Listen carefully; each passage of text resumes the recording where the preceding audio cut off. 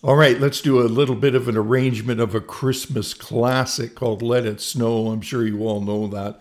Love using Christmas songs for teaching because we all have those melodies in our minds. And so we can tap into that and then harmonize those melodies. Okay, we're in the key of C. Let's go through the chords a little bit.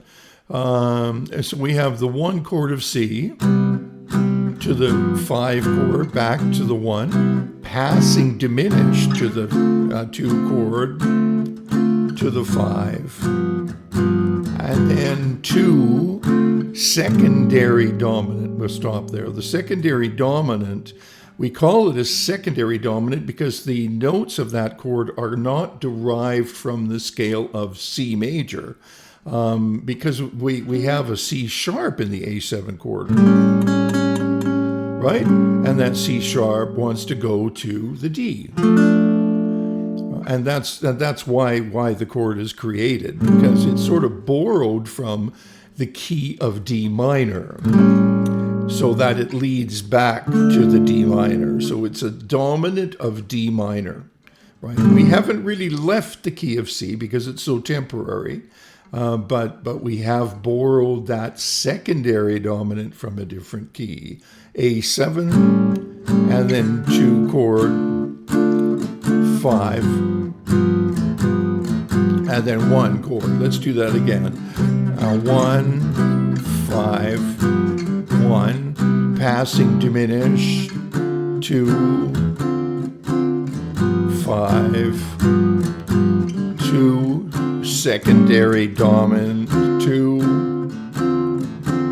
5, and 1. Okay, now in the second section, first of all, what we did on that second ending, we ended on the C. In other words, we came to a resolution. The progression is over.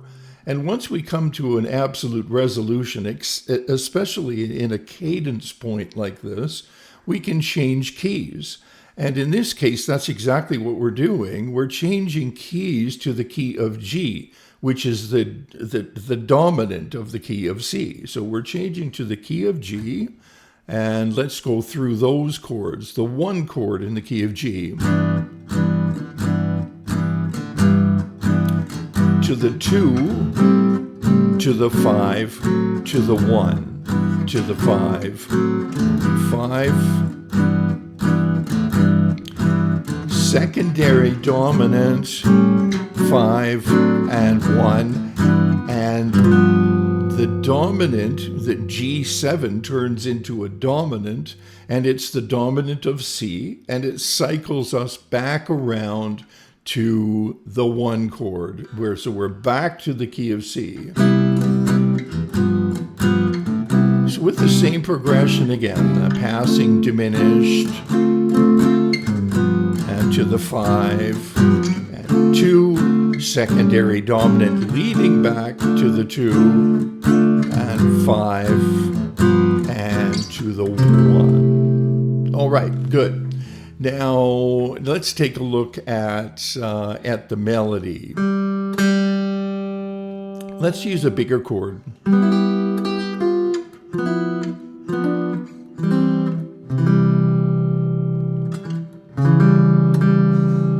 And then D minor. Let's do it here.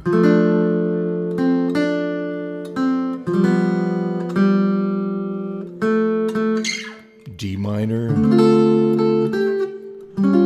Now that's an A augmented. You may wonder, why am I doing an A augmented? I'm doing an A augmented because that's the note in the melody.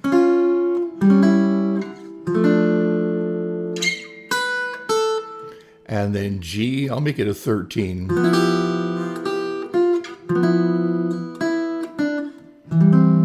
C major, C on top. I could do that here as well. Let's do that one more time with a bigger chord, major 7. 13.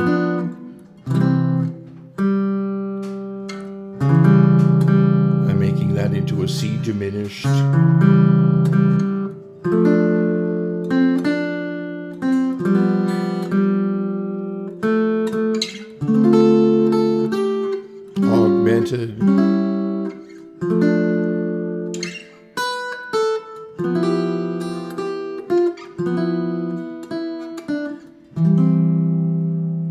now we change our key.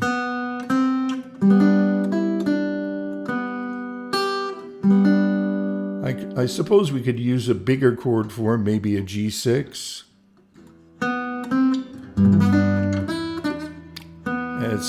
It's a little tricky.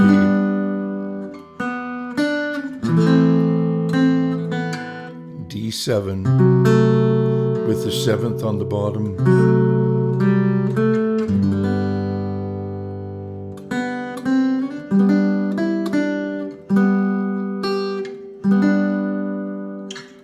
And then G on top.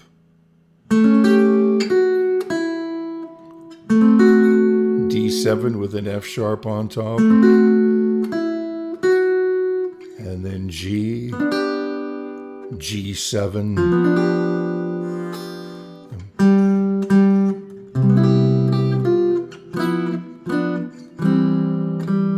Diminished.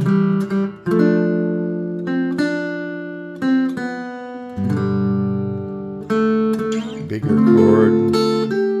Augmented.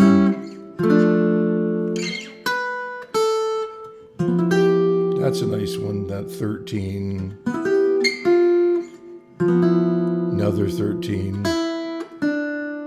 And then C. It says a C6, but I have to keep the melody up on top. So that's, yeah, well, that's fine, like that, or like that, or like this, C6. That's a nice one down there. Okay. So with the chord melody, you have to keep the melody on top. This is a pretty easy one, and sometimes it sounds nicer to use a larger chord, a more complex chord sound, like a C major 7 or a 13.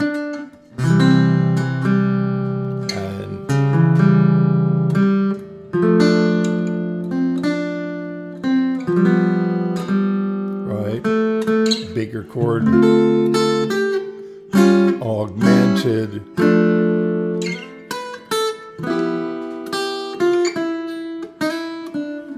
6. Okay, and so on. I think the rest you got. As far as the analysis of the tune goes, it goes from a C, key of C, to the key of G in the second section, which is really cool. So it goes to the key of the dominant, C, D, E, F, G, 1, 2, 3, 4, 5. And it hangs around there using the 2 and, using a 2, 5, 1 going to G. Why do we analyze tunes like this? So you can memorize them. So you have names for what's happening. And so your brain can sort of remember that stuff, right? And then you can look at a tune like this and play it and arrange it. Okay, Merry Christmas. Thanks for stopping by. And that was fun.